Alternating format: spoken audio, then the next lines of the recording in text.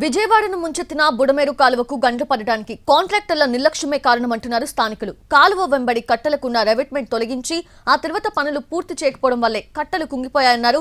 పులివాగు, బుడమేరు వాగు ఉధృతంగా ప్రవహించడంతోనే బుడమేరు కాలువకు 3 గంటలు పడ్డాయని తెలిపారు. దీనికి సంబంధించి పూర్తి డీటెయిల్స్ మా రిపోర్టర్ రమేష్ అందిస్తారు. కాలువకు గంటలు పడ్డానికి కాంట్రాక్టరే కారణమా? రిటర్నింగ్ వాల్ వర్కులు చేస్తూ అర్ధాంతరంగా ఆగిపోవడంతో ఈనాడు గండ్లు పడ్డాయా?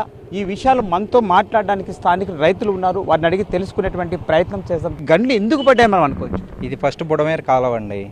దీని తర్వాత పోలవరంలోకి తీసుకున్నారు. పోలవరంలోకి తీసుకున్న తర్వాత లైనింగు, సైడు వాల్స్ వేయటం కోసం 2020 కానీ 21 కానీ వర్క్ స్టార్ట్ చేశారండి.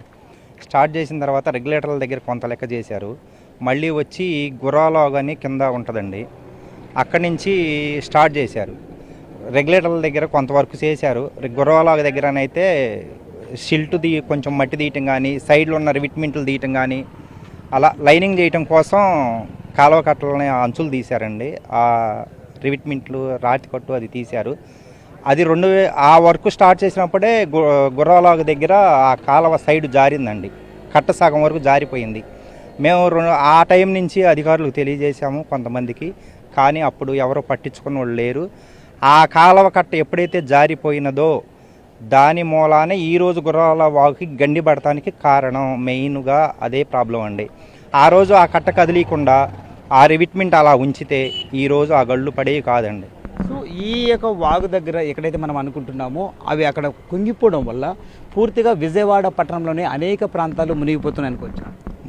దీనివల్లేనండి, కేవలం దీనివల్లే మునిగిపోతున్నాయండి. అక్కడ గండి పడటం వల్లే, లేకపోతే ఈ ఫ్లడ్ అంతా కృష్ణానదికి వెళ్ళేది. అంత ఫ్లడ్ విజయవాడ, సింగునగరం, ఈ ఇలపోలు, రాయనపాడు, పైడూరుపాడు ఇట్లా కొన్ని గ్రామాలు ఉన్నాయి, జక్కంపూడి, షాబాద కాలనీ, కొంతవరకు తగ్గేదండి. రెగ్యులేటర్ల దగ్గర లేపిన బల్లల వల్ల కొంతమేర పట్టేది.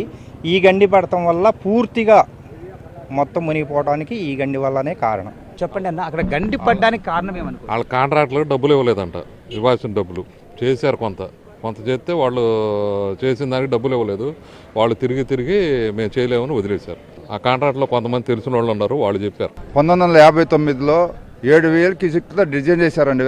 ఎవరైతే అగ్రిగేటర్ కట్టి ఈ బుడమేరు డైవర్షన్ని ఇబ్రహీంపట్నం దగ్గర మన ఇప్పుడు పవిత్ర సంఘం అంటారు, అక్కడ కలపడానికి 1959లో కేఎల్ఆర్ గారి టైంలో ఈ బుడమేరు కాలువ 70 మీటర్లతో వెడల్పు చేసి దాదాపు 11 కిలోమీటర్లు తవ్వి 6,000 నుంచి 7,000 కిలోమీటర్లతో అప్పుడు డిజైన్ చేశారండి. ఇంకోటి విజయవాడ ముంపు పడటానికి కూడా రెగ్యులేటర్ నుంచి ఆ 10,000 కూడా కిందకి నిర్మాణూరు కానీ లేకపోతే కిందకి వెళ్ళే విధంగా కూడా డీప్నింగ్ చేస్తే ఇది అసలు పర్మనెంట్ సొల్యూషన్ అండి.